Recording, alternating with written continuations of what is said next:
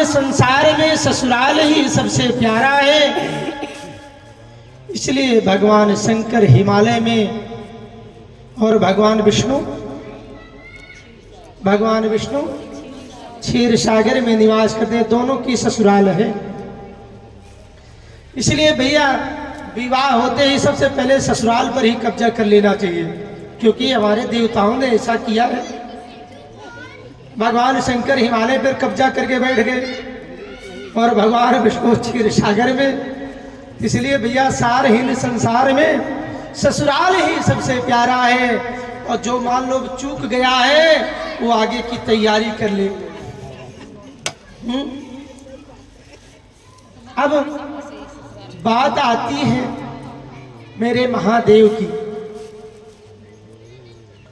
और संजोग से बहुत बढ़िया महीना ये जनवरी का महीना जो चल रहा है, इसमें भी आ रहा है, तारीख है 14 जनवरी। 14 जनवरी को क्या है? मकर संक्रांति। अच्छा देखो, ये एक तारीख ऐसी है जो कभी घटती बढ़ती नहीं है, ये फिक्स रहती है। क्या फिक्स रहता है? सूर्य देव 14 जनवरी को ही मकर राशि में प्रवेश करेंगे, अर्थात संक्रांति से माघ का महीना प्रारंभ हो जाएगा। और माघ के महीने में सारे शुभ काम शुरू हो जाते हैं। तो इस दिन बड़ा दान का महत्व बतलाया जाता है, अनेकों प्रकार के दान बतलाए गए हैं कि जो करोड़ों सूर्य ग्रहण का जो फल मिलता है वो मकर संक्रांति के दिन दान करने का फल मिलता है। और उस दिन से लेकर के एक महीना पूरा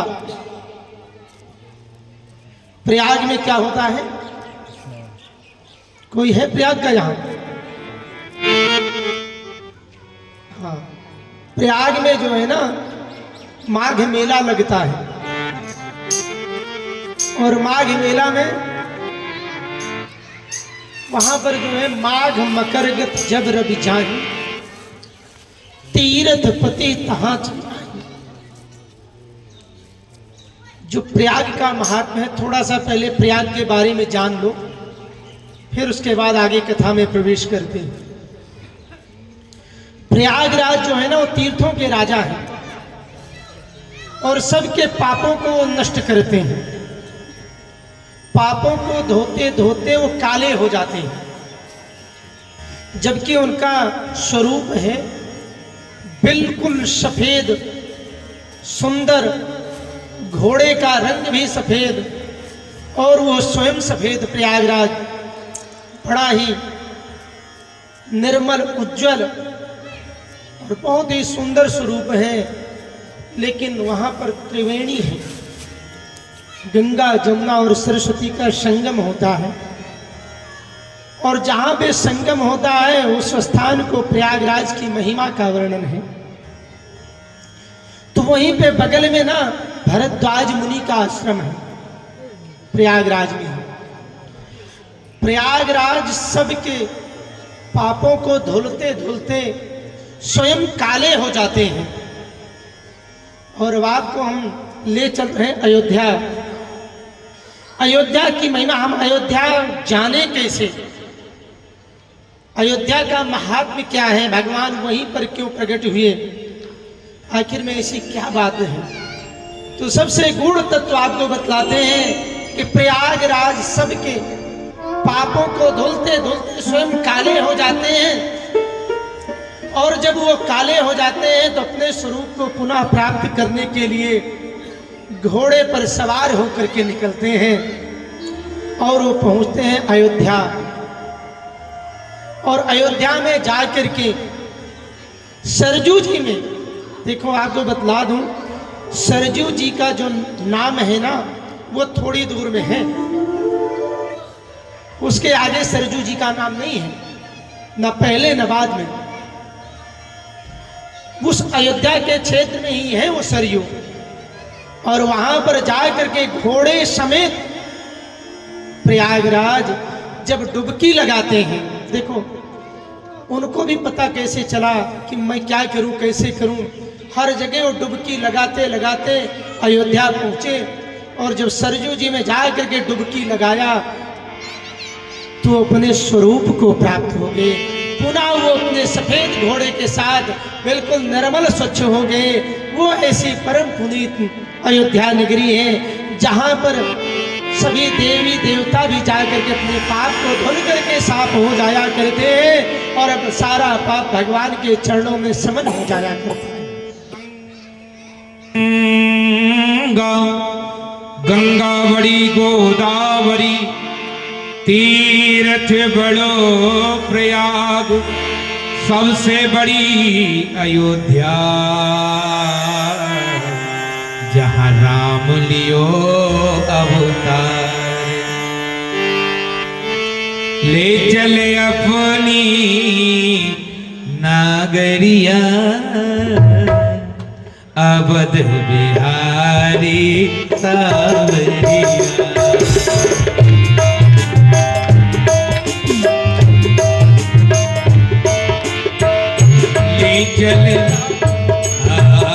ले चले अपनी नागरिया अवध बिहारी सावरिया, अवध बिहारी सावरिया।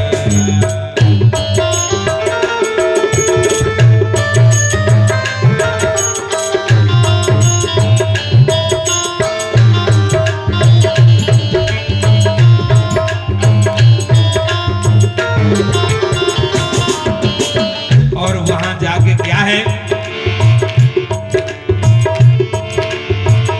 सरयू के तीरे अयोध्या नगरी, सरयू के तीरे अयोध्या नगरी। और वहां कौन रहता है, सरयू के तीरे,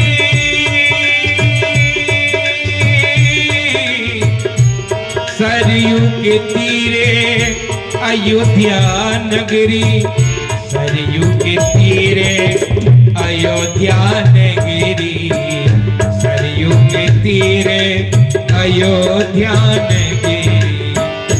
संत भरे जा, संत भरे जा गागरिया, ले चल अपनी नागरिया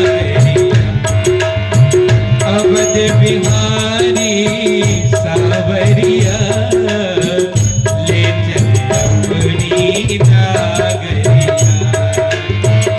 ले चले अपनी नागरिया अवध बिहारी सावरिया, अवध बिहारी सावरिया।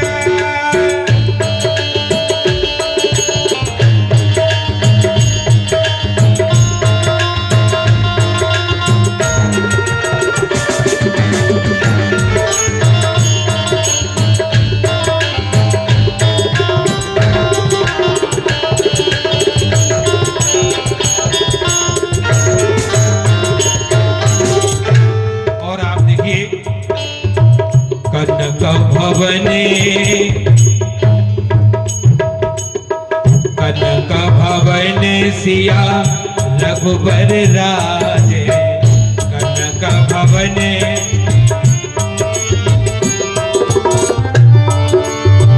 कनक भवन,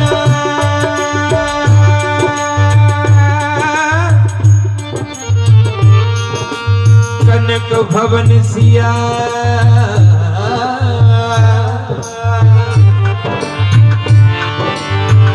कनक भवन